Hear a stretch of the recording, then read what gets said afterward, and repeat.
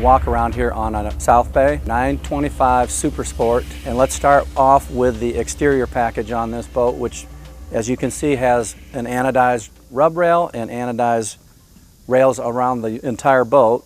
This is called our blackout package. When you enter this boat, there is a switch on your gate here that turns on your floor courtesy lights, and that goes off once you close the gate back down. This boat is built today in a kiwi lime accent, your base color being a pearl white. We also have armrests on these front benches that will slide forward to any location that you'd like. We'll also notice on the flooring on this boat that we have a gray teak, a foul gray teak flooring on here, and this year we've run it on a bias instead of parallel with the seats just to give it a nice look. And we also have in-floor storage here built in. This is very vacuous. It's 19 inches by 72 inches, so plenty of room. This boat's also equipped standard with twin bolstered seats, and I'll show you how those work. This has a nice bolster here on the front. It's real easy to just pop that up into position. It comes in very handy for the person at the helm, which is a raised helm station, but it also gives you that extra amount of visibility. We also have a multiple use seat here.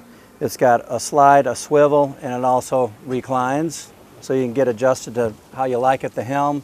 Stainless steel wheel is standard. This is also a tilt wheel. This boat's equipped with the Mercury digital throttle and shift control, and it is also equipped with the new Mercury certified joystick control. And now we get to the business end of the boat, which is one of my favorites. We have twin Mercury Verado 300 horse motors on the back. We've got twin fuel tanks on this boat, one in each outboard tube. They're 52 gallons per side. We've got plenty of room on the aft deck here, as you can see. This is our own design here. This is a sport ski tow.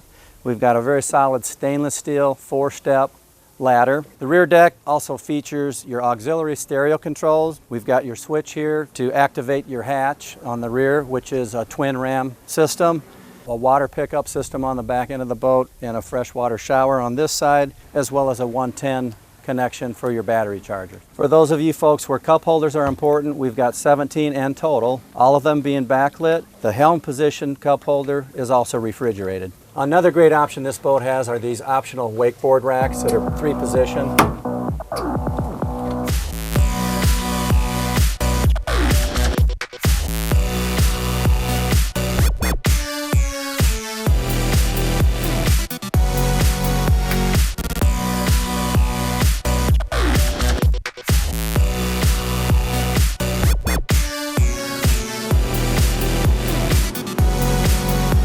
These are 300 horsepower Verados equipped with joystick piloting for outboards. So we have yaw control by twisting on the joystick. Just a rotation of the joystick itself will allow the boat to spin. We can go ahead and by moving the joystick to the right, we'll transition to the starboard. The more demand we give, the faster the boat will transition. We can also give it yaw control while we're doing that to either allow the bow or the stern to come around to keep us centered up, which the direction that we're headed to. We can also go in any quadrant of that and the boat will transition in that area. So right now we're basically transitioning to the 230 position. Again, any direction you move the joystick is the direction the boat will transition. This boat's also equipped with a reverse camera. It's optional. As you can see here, when you put it in the reverse, indicated by the shift indicators on the vessel view. So on the ERC itself, we have several functions. One of the functions, obviously, we have a throttle only mode. So we can push this button and allow the engines to throttle up without going into gear. And we can throttle either engine in neutral for warm up. There's a single lever mode button, which when we depress that, we can take the one control and move it out of the way. Now when we shift, both engines go into forward, and we can control the speed of both engines with one single control. There's also a dock mode feature. When we depress that, we go ahead and we limit the amount of, you have the full range of control of the handle, but we reduce the throttle percentage in half. So instead of turning 6,400 RPM, we'll be down to approximately 3,000 RPM. So you have a much greater control of the boat with the controls while you're docking. On the ERC, you have the trim all buttons, so you can trim down, you can trim up, and that will control both engines at the same time, or you can trim the port or starboard engine independently by the individual trim tab buttons on the control. So one of the features we have here with the joystick piloting system is a Skyhook function. Basically, when we depress the Skyhook feature, a GPS signal to lock in and hold that relative position on the water. So all we have to do is enable Skyhook is to press that button. You get the warning, and we're basically locked in on a GPS signal right now, and the boat will work to maintain that level of preciseness to that signal.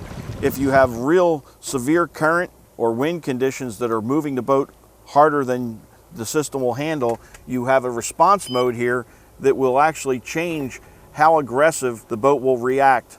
So another function we have here on the trackpad is the auto heading function. And what this will do is basically when I engage this, it will lock in on the heading that you're currently at, and it will hold that heading, and you don't have to steer. So as we run along, it'll maintain the current heading. If we find that an object is coming into our path, we can hit the jog lever. Basically by hitting this turn button here, we'll change our course heading by 10 degrees. We just did 20 degrees to the starboard. If we find that we went a little too much and we want to come back, we can actually bump on the joystick. Every bump on the joystick with that beep will be a 1 degree course change correction.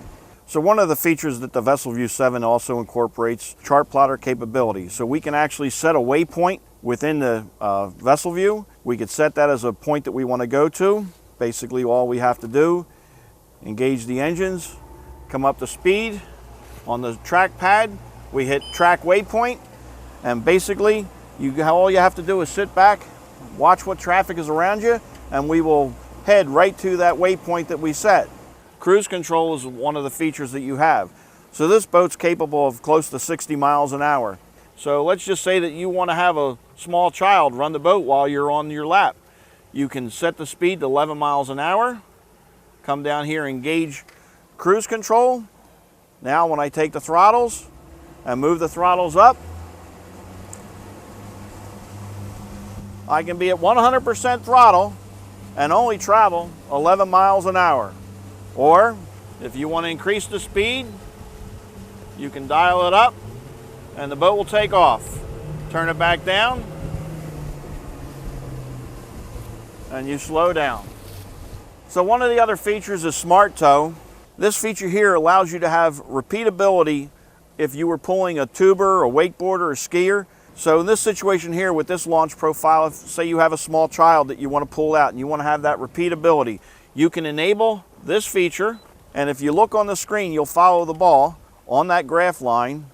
As I accelerate, I'm at full throttle now, but as you can see, the boat is accelerating on a very slow path. It is 100% repeatable for that profile. Again, you have 5 preset profiles, or you could set your own profile to suit the needs of whatever individual you are trying to pull.